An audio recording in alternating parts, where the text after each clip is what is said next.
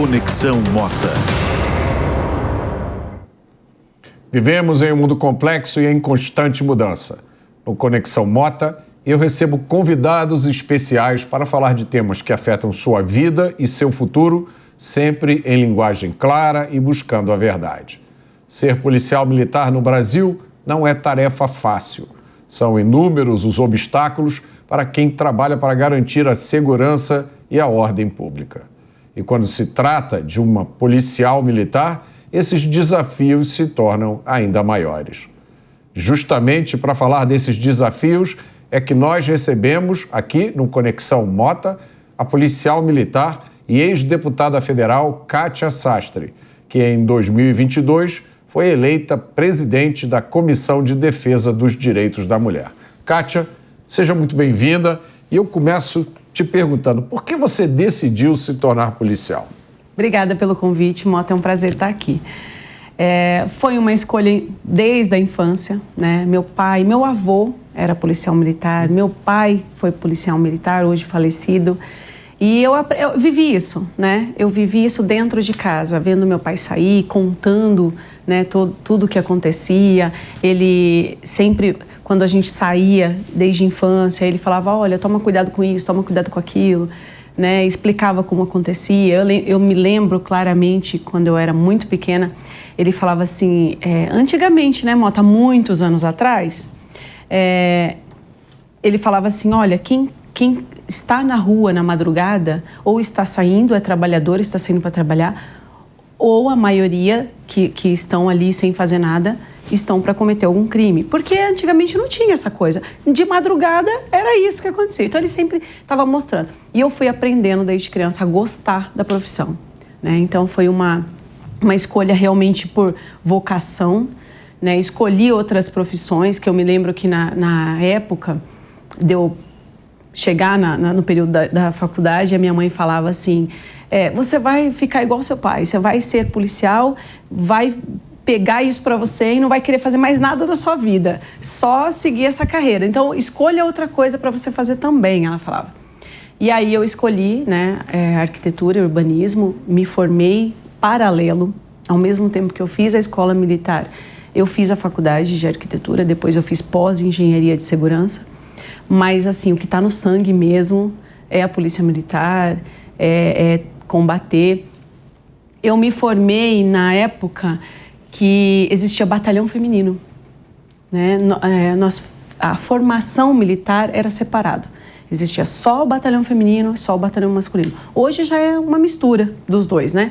Mas antes não, era separado. E nós fazíamos policiamento escolar, né? Todas as policiais que se formavam iam fazer o policiamento escolar. E eu não queria, Mota. Eu queria trabalhar na viatura e prender ladrão. Era isso que eu queria. Então, na época, eu fiquei um tempo na escola, mas assim, insistindo, pedindo transferência. Consegui ir para um batalhão masculino, porque tinha essa divisão de comando. Consegui transferência para um batalhão masculino e fui. Chegando lá, eu falei, olha, eu quero trabalhar na viatura. Porque meu sonho era né, combater o crime ali de frente. E aí, eu lembro que um sargento falou para mim assim, você dirige viatura? Porque para dirigir viatura, você precisa de um treinamento específico, que se chama SAT. Eu falei, não, eu me formei faz pouco tempo, não tive ainda. Então, tira o seu SAT, que aí eu prometo que eu coloco você. Uma semana eu estava com o SAT, né? Fui trabalhar na viatura. E um melhor de tudo, Mota, que naquela época o meu pai já tinha aposentado. Meu pai tinha saído da rota e foi para um batalhão de área, né, no final da carreira dele. E aí os policiais que trabalhavam com ele foram os policiais que me receberam. Então os policiais que meu pai ensinou a trabalhar foram o que me ensinaram a trabalhar também, né? E realmente eu aprendi assim a gostar cada vez mais, né? Foi por isso que eu escolhi, né? E graças a Deus, assim, fui muito bem recebida por eles e tive uma escola maravilhosa. Bom, já que o seu pai foi policial, eu queria te perguntar da sua percepção, o que mudou na profissão policial, o que mudou no contexto da época que seu pai era policial para da época que você... Muito. Aquela época eu lembro que muitas vezes eles usavam até um Fusca, né? que a gente chamava, né? O pessoal falava, a Baratinha tá entrando na rua, e a criançada saía toda correndo. Era um respeito pela polícia militar, realmente ele era visto como uma autoridade ali, um respeito, de certa forma, que tinha que ter medo, tinha medo, que tinha que ter respeito, tinha respeito. E eram outros tempos, né? Hoje tá... A rotina era uma rotina mais... eu acredito que, assim, eu era muito pequeno nessa época, mas a rotina era a mesma, né? Vocês tinham apreensão em casa quando o seu pai saía para trabalhar? Muito. Minha mãe fala que ela viveu isso, ela não é policial, mas ela viveu isso o tempo inteiro, né? Meu pai trabalhava sempre à noite, né? No período da noite, e tinha aquele cuidado com a gente em casa, aquela segurança, né? E engraçado que naquela época não tinha nem celular, né? Para saber como estava. Então, minha mãe era preparada, olha, cuidado com quem chega em casa, cuidado com quem bate no portão, né? Então tinha todo aquele cuidado. Ele sempre passou muitas orientações para a gente, a rotina era... né? Mas mesmo assim, Mota, a casa do policial era respeitada, né? O ambiente do policial era respeitado, o policial militar era muito respeitado, que hoje em dia mudou muito, né? Inversão inclusive de valores. Pelo crime, pelos criminosos. Pelos crimes. Antigamente a gente não se falava em organização criminosa, né? Não se falava em PCC, em Comando Vermelho, não se falava disso, né? Eram bandidos, eram criminosos, mas não tinha tanto confronto, né? Não era tão...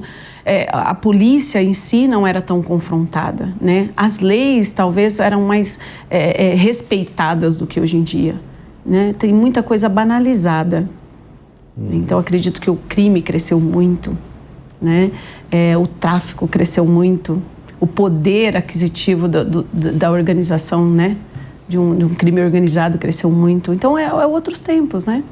É uma outra rotina, um outro cuidado, dependendo da área, da região que o policial mora, ele tem que tomar muito cuidado. Então, assim, mudou muito mesmo, assim, consideravelmente. Quais são os aspectos da atividade da polícia, do trabalho policial? Quais são os aspectos que você mais gosta e quais são aqueles que você não gosta tanto? Nós temos muita dificuldade, nós temos... eu vou falar mais, vamos supor, com a polícia do meu estado, que é o que a gente convive com a realidade. Infelizmente, nós vemos, né, a gente vem carregando uma parte muito pesada, que é em relação a salário, vamos dizer assim, né, a vida social do ser humano, né, o reconhecimento do ser humano. É claro, nós temos hoje uma gestão que eu falo que nós estamos subindo aí, graças a Deus nós temos um bom governador, um bom secretário de segurança, né, que a gente tem que realmente aplaudir de pé pelo que eles estão fazendo, mas infelizmente a gente vem de uma gestão de muitos anos ruim, que o policial militar hoje do estado de São Paulo, infelizmente está defasado em relação a isso. Porque o que fala? O reconhecimento profissional, ótimo, a gente tem, mas como que vive o policial hoje? Né? Como que ele vive? Como que a vida social dele está? Né? Nós sabemos que a parte muito crítica também é o emocional, é cuidar da família, é em relação a tudo isso, a segurança da família, onde ele mora, como ele vive, ele consegue descansar no horário de folga dele, tranquilo, porque ele vai conseguir pagar as contas. Então, tem tudo isso. Nós estamos contando muito com esse governo atual, né? Nós sabemos que eles realmente entendem a necessidade, sabem da necessidade. É claro que ninguém vai fazer milagre, não dá para, em pouco tempo, em pouco ano aí, né, o que a gente tem de governo e de Secretaria de Segurança, não dá para mudar um problema que já vem se arrastando de uma hora para outra, de um dia para o outro, mas nós temos esse lado crítico. O lado bom é que o estar na rua, você fazer o bem, você conseguir resolver um problema, você conseguir salvar uma vida, isso não tem preço, sabe? Chegar em casa, como eu já ouvi da minha filha, falar assim, ela mudou de escola, um exemplo, né? E ela falava, mamãe, eu fiz uma melhor amiga hoje. Eu falei, ai, que bacana. Ela falou, eu posso contar para ela um segredo, já que ela é minha melhor amiga? Aí eu falei, qual é o segredo que você quer contar? Aí ela falou assim, que eu tenho uma mãe heroína. Então, assim, isso para criança, isso você ouvir dentro da tua casa, você ouvir que você faz o bem, que você consegue fazer o bem para outra pessoa, não tem preço, sabe? Você acha que isso é que distingue o policial vocacionado daquele que é policial, mas preferia estar fazendo outra coisa? Muito, porque muitos que, é igual eu falei, que não, talvez não tenha... Foi um ato de momento, assim, vou prestar esse concurso e passei, mas não é muito isso que eu quero. Ou talvez entrar para fazer qualquer outra atividade dentro da corporação, que existe outras atividades dentro da corporação, mas que aquilo não é vocação. Ele está com um foco, talvez, voltado lá na frente, de mudar. Olha, eu estou aqui para pagar uma faculdade, ou eu estou aqui para realmente conseguir, né? É um concurso, de certa forma, hoje em dia não é tanto mais segurança, mas é uma segurança que eu tenho, é um concurso, eu não vou ser mandada embora amanhã se eu não fizer nenhuma besteira, se eu não fizer algo errado, eu não vou ser mandada embora, né? Então, assim, é uma segurança, mas não é uma vocação, né? Como a gente estava conversando, quando você tem aquela vocação, você não perde. Né? Hoje eu estou aposentada da Polícia Militar, mas eu não consigo largar aquela vocação de policial militar, de estar num local e você... de dizer que você é policial, de andar armado, de cuidar da segurança, até mesmo da segurança do próximo. Esses dias foi até engraçado, eu parei numa rotatória e eu vi um acidente de carro, duas senhoras, e uma, não, eu vou ser a culpada, não, fui eu que estava primeiro, não, você não estava. E aquilo já me deu assim, eu vou descer do carro e vou resolver a situação. Vou dizer ali, né, olha, você veio do lado errado, você não veio. Então, assim, aquela vocação de você se preocupar com o próximo, de tentar resolver aquela situação que está acontecendo ali, você não perde. Né? Ao contrário do policial que está ali, que acontece não só na instituição, né, de segurança, mas qualquer outra profissão, de você estar naquele momento, né, exercendo aquela função, mas não é a tua vocação, que você está almejando outra coisa. Então você não está muito preocupado, né? Você está preocupado em atingir o seu outro objetivo e claro, fazer daquele momento ali o seu sustento, a sua vida, mas preocupado em mudar aquela carreira. E não é essa, né? Quem está ali por vocação realmente não vai perder. O que eu observo, eu tenho muitos amigos policiais, é que o policial vocacionado, ele nunca está de folga. Não está. E ele nunca se aposenta, ele nunca deixa de ser policial, né? Tem uma situação... nós estávamos... Eu sou evangélica, e a gente estava saindo da igreja com a minha filhinha. Só tinha uma filha, a outra não tinha nascido ainda. Inclusive, até um resultado de uma láurea que eu tenho, né, que é um dos reconhecimentos que a Polícia Militar tem. A gente estava saindo da igreja e deparamos com um roubo. Eu, meu marido e a gente estava com a nossa filha pequena. E aí, quando eu olhei, assim, tava aquela confusão. De fato, você olha e você não entende muito bem. Vi que tava... Eu falei para ele, vamos devagar, porque eu não sei o que está acontecendo ali no meio da rua, né? Para não ser pego de surpresa. E aí, uma gritaria e tal, e tinha umas senhoras, eu vi que pela vestimenta também eram de alguma igreja, enfim. Nós paramos. É automático. Já descemos do carro. O que aconteceu? Roubaram meu carro na frente da igreja, roubaram meu carro, e aquela gritaria toda. Aí eu só falei pro meu marido... Tirei a minha filha do carro, perguntamos qual era o carro, ele entrou, foi automático. Eu fiquei com as vítimas, ele entrou no carro e foi atrás do carro que tinha sido roubado. E aí, nesse momento... O seu marido é policial também. Também é policial.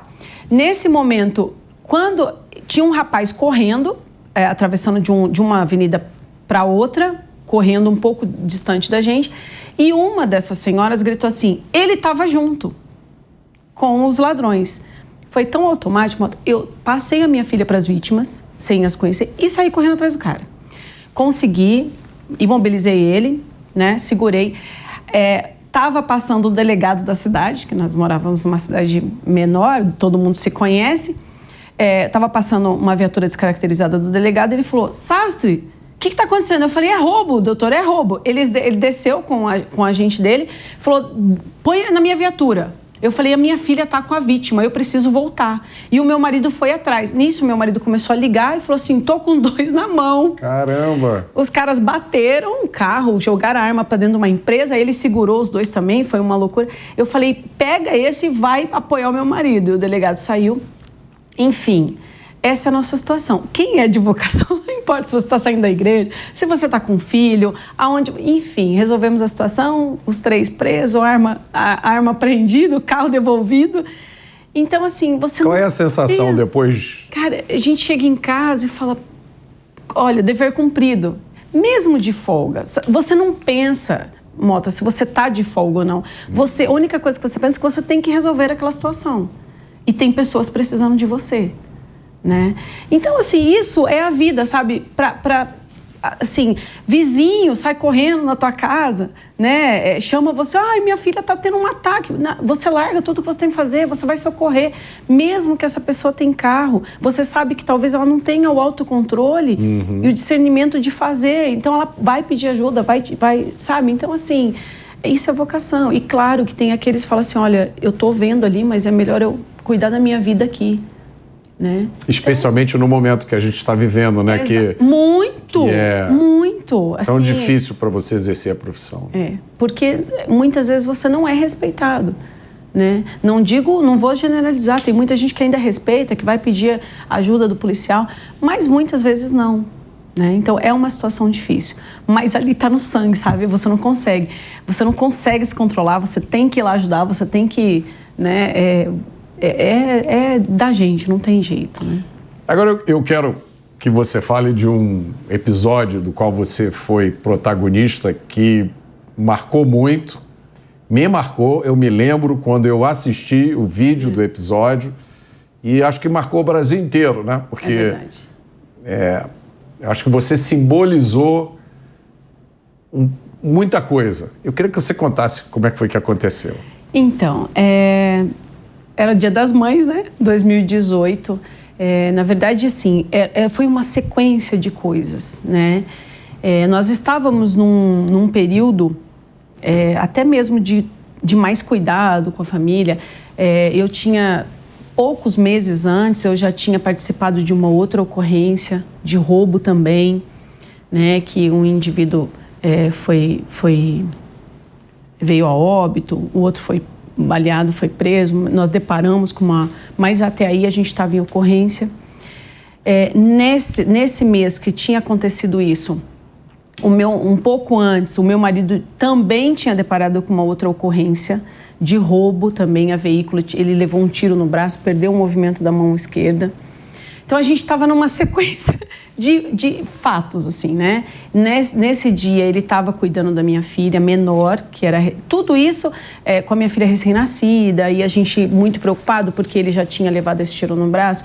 Teve essa outra ocorrência que ele falou, eu liguei para ele de madrugada e falei, olha, amor, eu não vou voltar para casa, a gente teve uma ocorrência.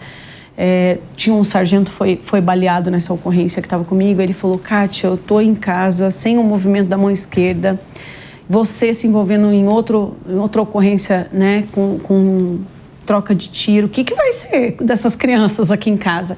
Nós temos essa dificuldade. Claro. Entende? E aí eu falei, eu não sei. O que Deus achar que tem que ser feito, vai ser feito. Vamos confiar em Deus, né? E aí, logo em seguida, que ele voltou a trabalhar, que ele estava em casa esse dia, cuidando da filha menor, para eu ir na festa de Dia das Mães da filha mais velha, que estava com 7 anos. E aí eu saí de casa, a gente cria umas historinhas na cabeça, assim, sabe? Policial, a gente vive focado, né? E eu lembro que eu saí de casa, eu parei na esquina de casa do carro pra gente tirar uma selfie pra falar, olha, estamos indo pro Dia das Mães. E aí me veio na cabeça, caramba, é muito cedo eu parar o carro na esquina aqui, pode ser surpreendida por alguém. E aí já veio uma sequência de coisas. Olha, eu vou chegar na escola, é sábado, não tem movimento na rua, 8 horas da manhã, só falta alguém vir roubar a porta da escola. Ainda pensei isso no caminho da escola. Mas aí, loucura, coisa de polícia, vamos embora.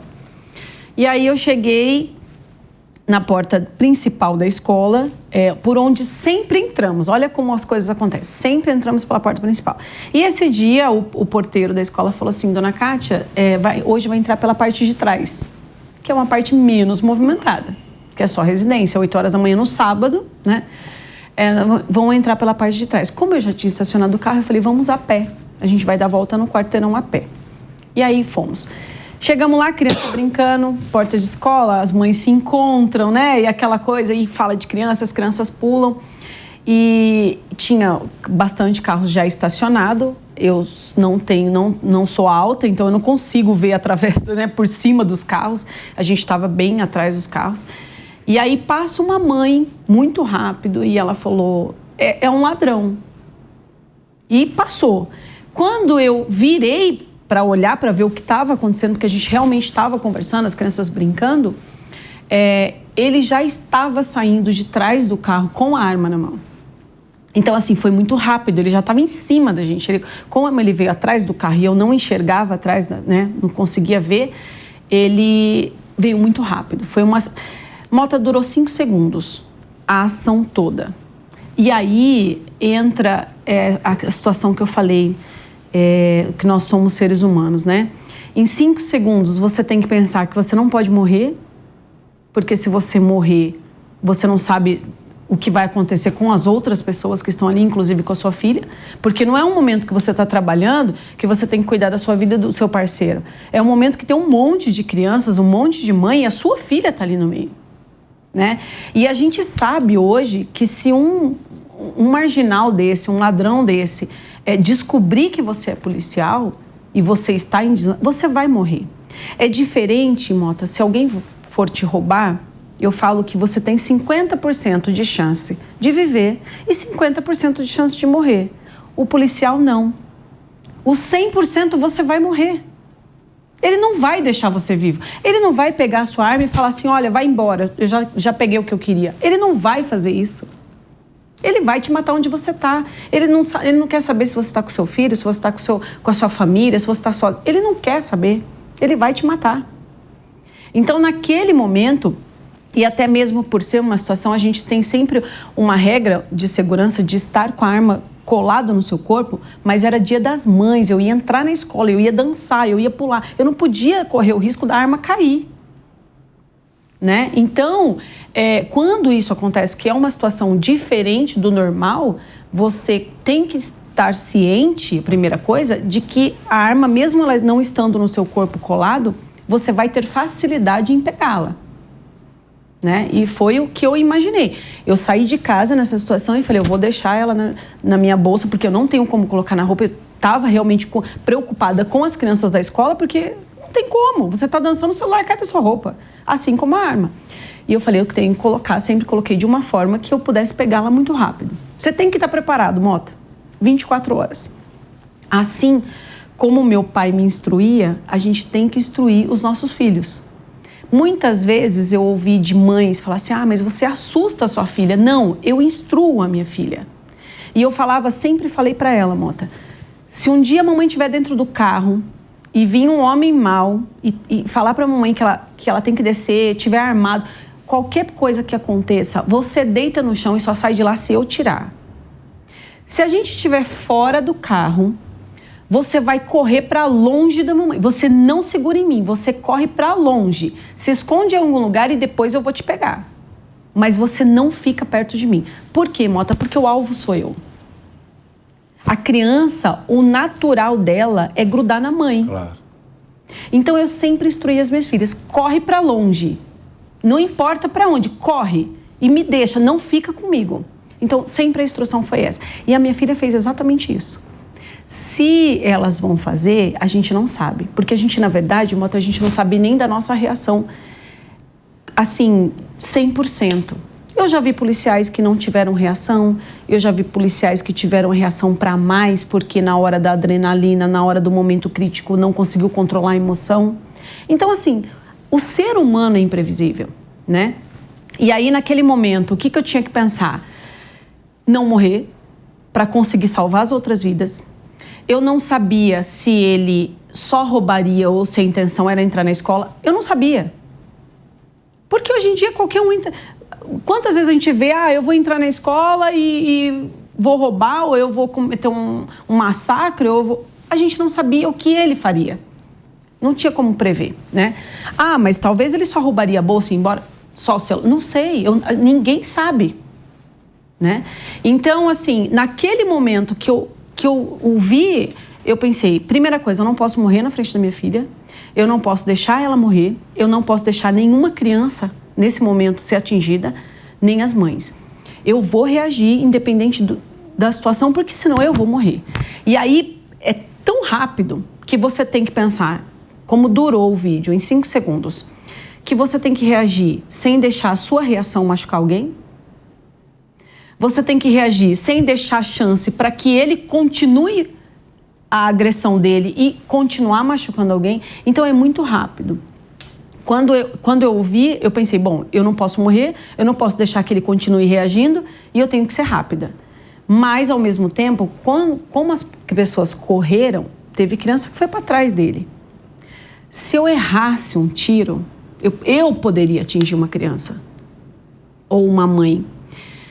E aí, naquele momento, você esquece, né, que você também é ser humano. Qual foi a minha reação? Eu vou chegar muito perto dele para que, se ele conseguir dar um tiro, acerte em mim e não na minha filha ou em outras crianças que eu não sabia aonde estava naquele momento, e que eu consiga acertá-lo sem deixar sem eu errar e acertar outra pessoa. Então, tudo isso é em fração de segundo. 5 segundos. Então, no vídeo, você vê que eu vou muito perto dele, né? Teve internautas aí que foram parando os vídeos por frações e tem momento da minha arma tá apontada para ele e a dele para mim. Então, ali é bang bang, né? Quem é o mais rápido.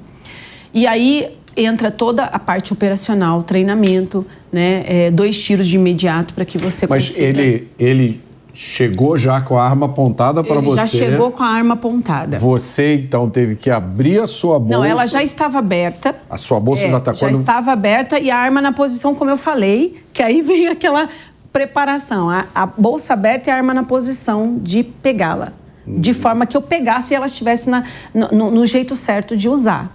Né? Eu não pude, a gente, igual eu falei, quando a arma não está em você, ela tem que estar em algum lugar ou de alguma forma que você consiga... Então, enquanto ele estava chegando perto, você botou a mão na bolsa... Eu tirei a minha filha da frente, que a hora que eu tirei ela entendeu e correu, né? E aí eu peguei a arma e esperei o momento certo para ele chegar mais perto de mim.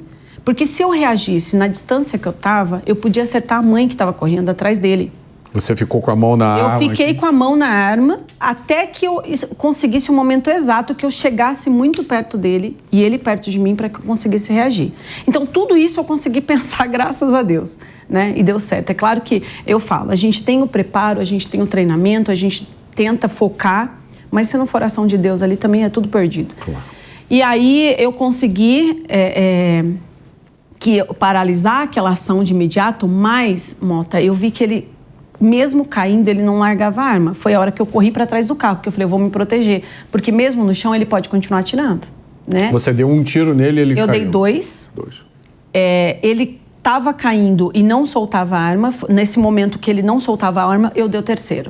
Porque eu tinha que parar a agressão dele. E se ele começasse a atirar para todos os lados, eu não sabia onde o tiro tinha pego, porque na hora a gente não tem em movimento isso... se ele continuasse atirando, ele ia acertar em qualquer pessoa que estivesse na rua, inclusive no carro, que tinha gente saindo com o carro, né? E aí, nessa hora, eu tentei me proteger, foi a hora que é muito rápido, né, o terceiro tiro. E quando ele largou a arma, foi a hora que eu voltei, né, eu falei, bom, eu preciso tirar a arma de perto dele, porque se ele ainda está, né, conseguindo reagir, eu não sabe, porque na hora, Mota, é tão rápido que você não sabe se o tiro pegou, se o tiro não pegou. É muito rápido, né? E aí eu pedi para que ele virasse. Aí você usa toda a técnica que você aprendeu. Por isso que é importante o treinamento do policial, né? Pedi para que ele virasse para o outro lado, para ele não me ver onde eu estava e nem saber onde mais a arma estava. Ele virou para o outro lado, eu chutei a arma para tirar. Porque se eu abaixo ali, ele me segura, a gente entra em luta corporal, né? E aí, Deus lá sabe o que ia acontecer. Tirei a arma de perto dele, peguei, imobilizei, virei ele de costa. E ali mesmo, eu já liguei o 90, pedi apoio, pedi ambulância, né? Consegui avisar minha mãe para buscar minha filha, que a minha mãe estava mais perto do que o meu marido, né? E aí, dali, a gente conseguiu uma melhor situação. naquela posição que eu estava, tinha a escola atrás de mim, ele não estava sozinho, né? Tinha um outro com ele que estava com um carro um pouco mais à frente, mas ladrão é isso, eles são covardes, né? Primeiro tiro, o comparsa corre, né? Geralmente é isso que acontece. Larga quem está lá e cada um por si. E aí ele pegou, né? Fugiu e eu fiquei com esse. Enfim, dali em diante, quando eu entrei na escola, porque minha filha foi levada para dentro da escola, ela estava chorando muito, e aí eu trouxe ela para a realidade, né? Eu falei, filha, você lembra quando a mamãe falou para você que se viesse um homem mau, a mamãe ia proteger e não ia deixar nada acontecer? Ela falou, lembra. Eu falei, foi só isso que aconteceu. Entendeu? Ela falou, entendi. Aí ela se acalmou. Porque aí eu trouxe ela para a realidade, para a instrução que eu dava para ela.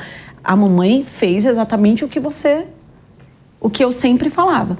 Então, Mota, para mim, a partir daquele momento ali, foi uma ocorrência. Eu não sabia que tinha vídeo, eu não sabia que tinha câmera do lado de fora, porque, na verdade, há quase 8 anos atrás,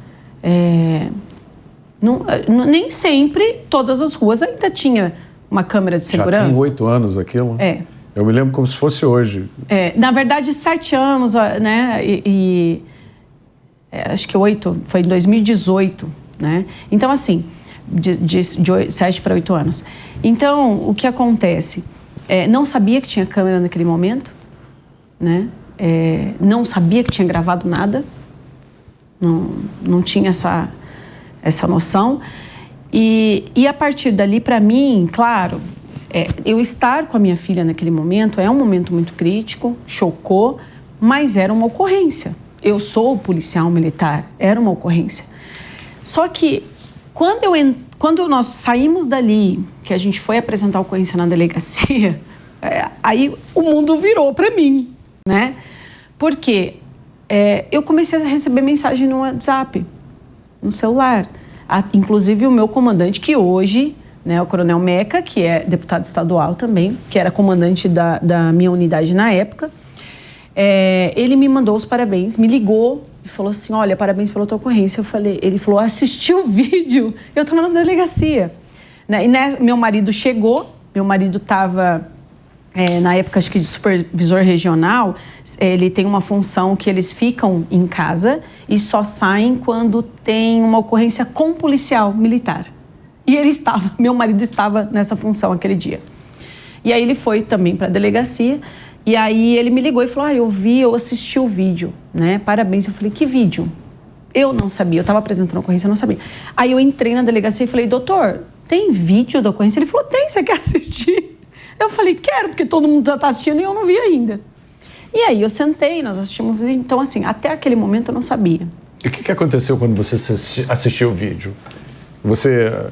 aí assim, para mim, tava tudo na minha cabeça, é claro, né? Mas eu consegui ver detalhes do que realmente tinha acontecido e tudo mais. Mas para mim era mais uma ocorrência. Claro que um pouco mais crítica, porque eu estava numa porta da escola, eu não sabia qual seria o desfecho disso. Por quê, Mota? Eu ouvi até de policiais falar assim, cara, eu não sei se eu ia reagir, porque eu não sei qual seria a repercussão depois. Na porta da escola, com um monte de criança, você dá tiro, né? Talvez eu não tivesse... Mas esse talvez, Mota, é a hora que o policial morre. Porque o cara não vai ter piedade de você.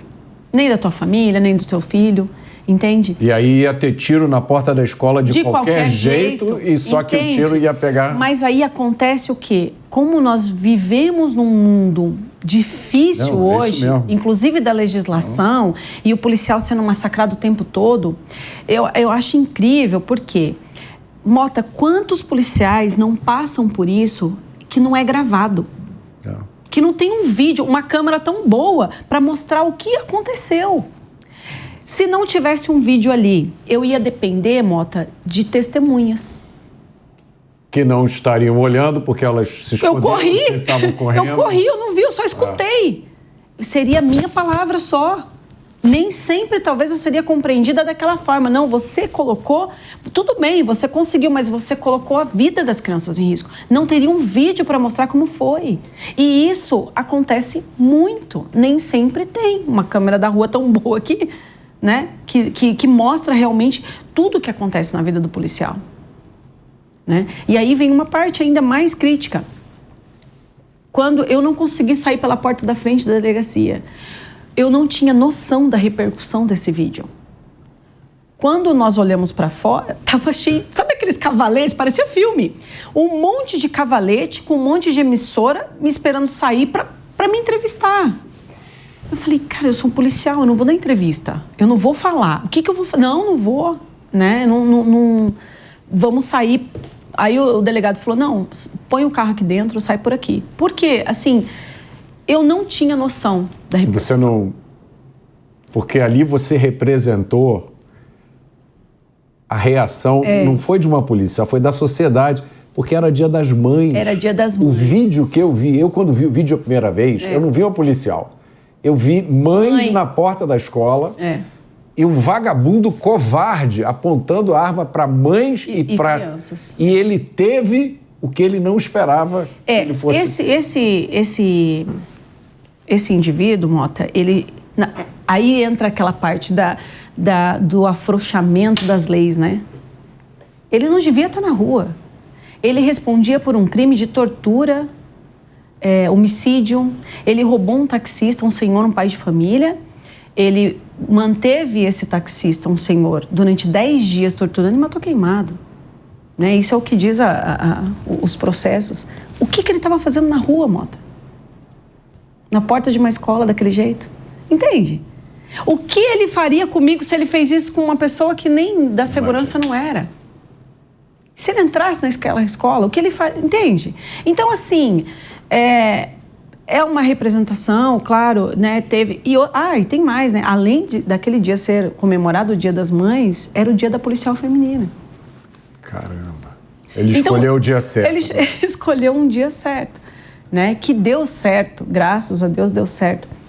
Então, eu não imaginei essa repercussão, nós fomos embora aquele dia e aí começou televisão, rádio, a minha filha era muito pequena, ligava a televisão, ela, mamãe, você tá passando a televisão, mamãe, toda hora, eu proibi de ligar a televisão porque assim, aquilo começou a entrar na nossa casa de uma forma que eu não esperava.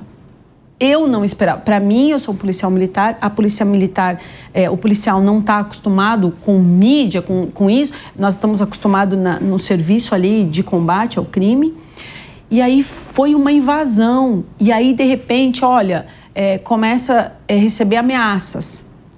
E assim, alguns canais de comunicação são muito cruéis com a gente.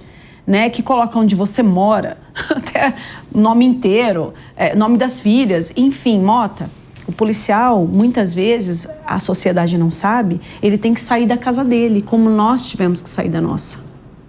Você tem que tirar seus filhos da escola, você tem que mudar para um lugar que ninguém te conhece.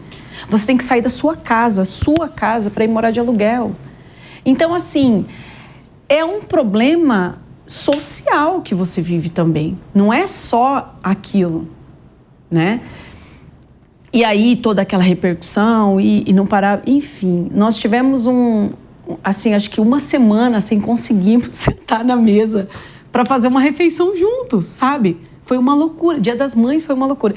E o mais legal, porque assim, no dia seguinte, o governador me chamou para me entregar flores, que era realmente no domingo, Dia das Mães. E eu falei, caramba, ontem eu não consegui comemorar o Dia das Mães. E hoje, no Dia das Mães, no domingo, eu não vou conseguir nem estar com a minha mãe, nem com a minha filha. Eu vou ter que ir lá, né? Mas, enfim, faz parte, eu fui. E o mais legal, quando a gente estava voltando dessa homenagem que o governador fez, pediram para que eu fosse no bairro onde ficava a escola. Que alguns moradores queriam me agradecer, porque isso já vinha acontecendo há um tempo, né? Que eles estavam sofrendo roubo e tudo mais, até a padaria, enfim. Quando eu estava voltando, ao invés de eu ir para casa, eu falei, vamos passar lá então, pelo menos para, né, falar com eles, uma resposta. Quando eu cheguei na rua, Mota, tinha tanta gente, muitos carros parados, a população toda foi para essa rua e, assim, não cabia lugar, não tinha lugar na minha casa para guardar a quantidade de flores que eu recebi, sabe? Então, assim, eu vi uma resposta, falar, ó, é isso que a gente quer. Nós não queremos nem para mais e nem para menos, mas a gente não quer mais passar por isso. Né? Então, aquele agradecimento, né?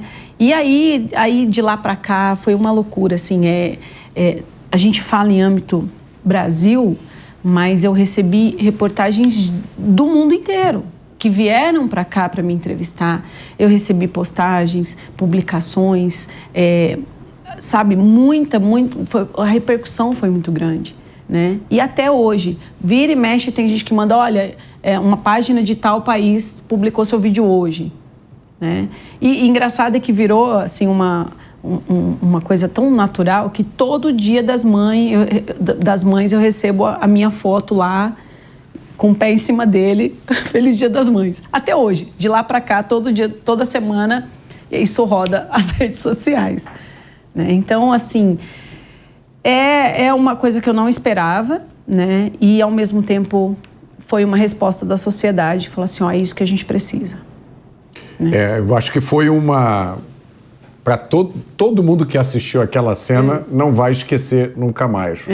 E, para mim, o que representou aquela cena foi, pela primeira vez, um vagabundo desse teve a resposta que todos eles mereciam ter toda vez que eles sacam a arma contra alguém, né?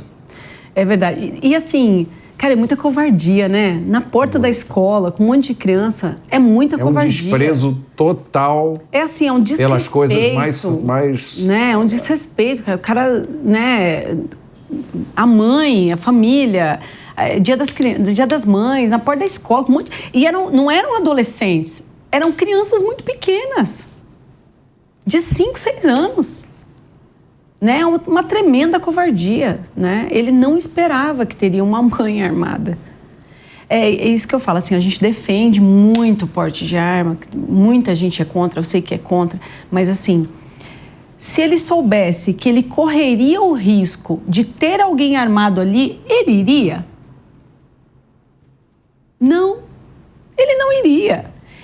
Por que ele ia correr o risco de morrer ou de ter a reação dele paralisada se ele poderia ir num lugar que ele sabe que não tem? A gente sempre fala, tem 2 casas. Eu sei que aqui tem arma e eu sei que aqui não tem. Onde ele vai? Ele vai aonde não tem, porque ele sabe que ele pode correr o risco de morrer. Então, às vezes as pessoas falam assim, mas os policiais acham que é armar todo mundo. Não é armar todo mundo, é armar quem quer. E quem quer se defender. Por isso você tem que ter o seu preparo para isso. Eu recebi aqui no Conexão o promotor de justiça, Luciano Lara, e ele fala muito sobre isso, sobre armamento, e ele fala muito isso que você falou. Se você está com a sua arma, ela tem que estar no local fácil, pronta para uso. Exatamente. Do contrário, não adianta nada. Não adianta. Não adianta você chegar, guardar num cofre trancado. Você não vai conseguir se defender. E o pior, você ainda vai ser obrigado a tirá-la de lá e entregar para quem está roubando. Então, você precisa estar sempre preparado. E, assim, a preparação, Mota, né, a capacitação... O treinamento. O treinamento é importante.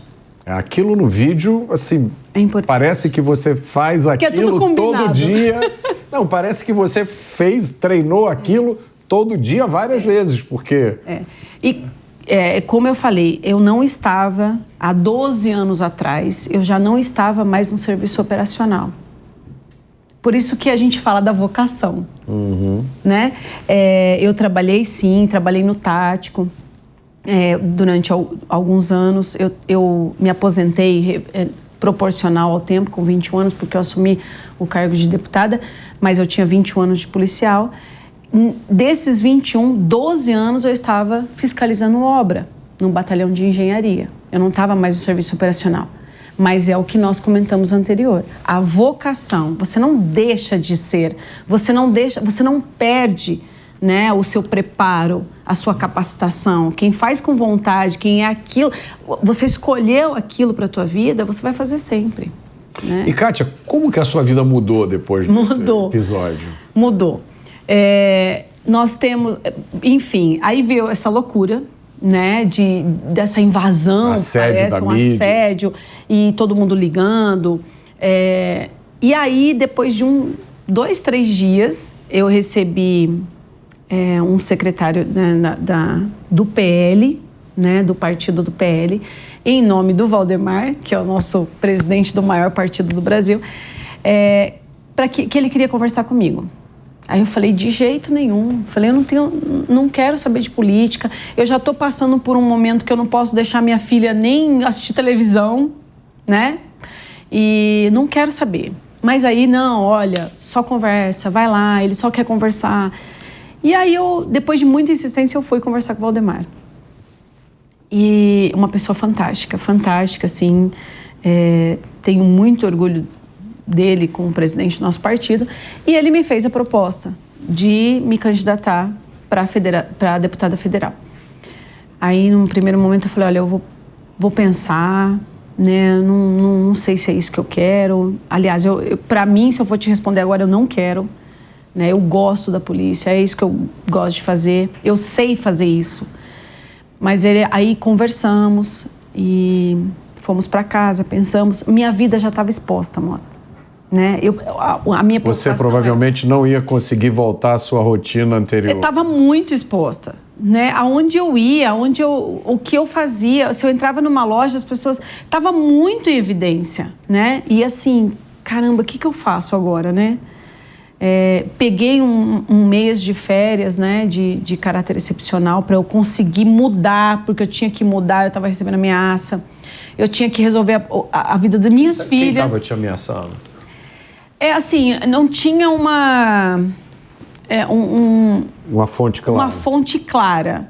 Mas, na dúvida, eu tinha 2 filhas pequenas, uma praticamente com 2 anos, com 1 ano e pouco. Como que você trabalha e deixa a sua filha em casa? Você deixou de ser apenas mais uma policial, né? Entende? Eu estava no foco, né? E aí, eu falei, sentamos em família, conversei com meu marido, conversei com minha mãe, com os meus irmãos, enfim. Eu falei, eu vou tentar, né? Eu já estou exposta. Todo mundo já está me reconhecendo, passa o tempo inteiro. China, New York Times, veio da França, todas as equipes de reportagem desse país vieram me entrevistar aqui. Então, assim, não tinha mais para onde correr, né? E aí eu falei, eu vou aceitar o desafio, né? E aí ele falou assim, olha, Kátia, com o conhecimento de segurança que você tem, você pode ajudar. E você não vai só ajudar ali no momento que você está, né? Essa foi a nossa conversa. Você não vai só ajudar naquele momento ali, no horário de serviço seu, ou até mesmo de folga de vez em quando. Você pode ajudar todo o país, né? Ajudando nas leis, ajudando, né? Até mesmo com recurso para o Estado, para ajudar a segurança a melhorar em relação a isso. E aí eu falei, não, é verdade, eu realmente posso ajudar. E aí eu me candidatei, fui muito bem votada, né? Passamos um mandato difícil por causa da pandemia, foi um mandato que a gente pegou da pandemia. Conseguimos fazer muito, foi um mandato, inclusive, junto com o Derrite, né? Que nós fomos eleitos no mesmo mandato. E conseguimos fazer muita coisa, Mota. Para a segurança pública, eu trouxe quase 30 milhões para São Paulo de recursos para a segurança. Conseguimos fazer muita coisa na parte legislativa também. Então, assim, foi um avanço, né? Não só em pessoal, mas para o nosso Estado, né? Foi um ano que foi eleito bastante agentes de segurança, e de lá para cá isso tem aumentado, isso ajuda muito, né? Você acha que o Brasil está entrando numa fase diferente, numa fase... Você acha que as coisas evoluíram nessa... Não, estava evoluindo em relação até mesmo à segurança, e aí eu acredito que esse governo, nós voltamos a cair, né? Os valores estão invertidos, nós tivemos muita perda, continua tendo. Para o estado de São Paulo, eu acredito que melhorou. Nós estamos tendo muito combate, né? Se a gente for ver agora com o nosso secretário Derrite, Pegamos o mês de abril, que é o mês passado. Abril do ano passado, de lá para mesmo mês de um ano para o outro, nós temos 51% com menos crime do que o ano passado, em abril do ano passado. Então, assim, para o nosso estado, né, assim, efetivamente ali em combate ao crime organizado. O que o governo do estado pode fazer, ele está fazendo, né? Exatamente isso. Exatamente isso. Nós temos um secretário hoje que entende realmente de segurança na ponta da linha, né? É uma pessoa operacional, ele entende. Foi do mesmo grupo do seu pai, né? Da Rota, né? Exatamente. Então, sabemos aonde né? Ele está caminhando para, assim... A gente realmente... É um orgulho para a gente, né? Espero que continue dando certo e vai dar. Nós temos um governo, que é o Tarcísio, assim, que está sendo impecável, ao meu ver, e para muita gente, né? Tem um avanço. Mas, vamos dizer... em termos de legislação, jurídico, nós temos aí um afrouxamento de leis. A gente tem andado para trás, entendeu? Então, assim, o que nós temos que fazer, o que eles estão fazendo no governo de estado, nosso estado, está sendo bom. Mas, ao mesmo tempo, nós temos aí um lado muito crítico, um lado muito ruim, essa audiência de custódia, gente. Assim, sabe, andar para trás, sabe, a gente não consegue, o que eles lutam para efetivo aqui na ponta da linha, a gente não consegue um apoio lá. E muito pelo contrário, a gente está vendo coisas acontecerem que são coisas absurdas, né? O maior rombo que tem, né, em todo o tempo aí que a gente tem visto. Então, assim, essa parte do jurídico, né, da legislação, isso está muito ruim. E nós temos cada vez pior. Se a gente não endurecer essas leis, se a gente... mas o que vocês estão fazendo? O problema é que nós não temos ainda, infelizmente, nós temos muita... a oposição hoje... Ainda não tem massa crítica no Congresso. Nós não temos, né, a maioria. Mas às vezes a gente coloca uma situação muito crítica e fala assim, mas o que vocês de direita estão fazendo? Cara, a gente está fazendo tudo o que a gente pode, mas infelizmente a gente ainda não conseguiu a maioria de colocar uma coisa e emplacar de vez. E infelizmente tem muitos eleitos que são contra tudo isso, que defendem lá o roubo por cada cerveja. E muita gente pronta para dizer que qualquer coisa que você tenta fazer é inconstitucional, pode, porque viola... Viola isso, viola aquilo, e nessa tá tudo banalizado. Esse negócio de prender e o povo soltar, prender e o povo soltar, aquele grande jargão, enxugar gelo, e é verdade. Kátia, deixa eu te fazer uma pergunta, a gente já está chegando aqui no final... E eu queria aproveitar que você tem a experiência de policial, você tem a experiência de quem representou a vontade de reação da população brasileira, você tem experiência como parlamentar. Se você hoje tivesse uma caneta, você pudesse tomar medidas, se você pudesse tomar livremente 3 medidas em relação à segurança pública, livremente, sem ninguém dizer que não pode. Audiência de custódia. Acabar com a audiência de custódia. Saidinha. Independente de qualquer coisa, a maioria... Olha, em números, assim, a porcentagem é muito grande dos caras que saem de lá e vai cometer o crime. Vamos falar de mulher, né? De mãe. Feminicídio. O cara é preso, aí ele vai na saidinha, vai lá e mata a mulher. Quantas vezes a gente vê isso por semana? Né? Acabou. Não tem mais. A partir de agora... Acabou, saidinha para qualquer pessoa. Né? Tá preso, não tem essa. Pronto. E eu acredito que nós precisamos endurecer as leis, pesar mais a mão, sabe? Pesar. O crime cometido... Vamos colocar... Primeira coisa. Crime organizado. Eles têm que entrar como ato terrorista. Então, são 3 coisas que eu faria hoje. Ato terrorista para o crime organizado. Qualquer crime que eles cometam seria um ato terrorista.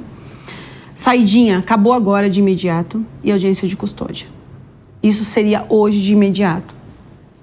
né? Eu mudaria isso, se eu tivesse esse poder, né? Então, assim, são coisas que a gente vê, assim, grande, macro, né? E que resolveria muito, pelo menos uma parcela, não tudo, é claro, mas em relação à segurança, né? Eu acredito que a gente precisaria, Mota, de um sistema de dados, interligados de dados de todos os países, que todas as polícias falassem a mesma língua, né? Capacitação e treinamento para os policiais, muita capacitação e treinamento. Investimento em equipamentos é muito importante. Não adianta a gente estar defasado, né? Foco, inteligência, estruturar muita inteligência para atingir a liderança desse crime organizado. Não adianta a gente... Claro que resolve, a gente vai combatendo aos poucos, mas teria que ter uma estrutura muito grande da inteligência para pegar o alvo desse crime organizado e o endurecimento de leis, né? Eu acredito que esse é o caminho para a nossa vitória. Kátia, foi uma honra receber Obrigada. Você aqui. Obrigada. Muito obrigado pela sua presença. Eu me sinto realmente honrado Obrigada. de receber uma policial vocacionada como você. Deixo aqui uma homenagem para você, o seu trabalho, a sua coragem, porque o que você teve naquele dia não foi só coragem física, foi coragem moral. Você tomou uma decisão ali que poderia ter tido repercussões graves para você, mas você teve coragem de tomar. Eu sei que, igual a você, eu conheço inúmeros outros policiais. Com certeza. Muitos já tiveram aqui. Com certeza. Então eu estendo essa homenagem a todos eles e agradeço a você pelo seu serviço. Muito obrigado. Um prazer receber você aqui. Obrigada por estar aqui. O Conexão Mota fica por aqui. E para você que gosta do jeito Jovem Pan de notícias, não deixe de fazer a sua assinatura no site jp.com.br. Lá você acompanha conteúdos exclusivos, análises, comentários e tem acesso ilimitado ao Panflix, o aplicativo da Jovem Pan. Obrigado pela sua companhia e até a próxima semana.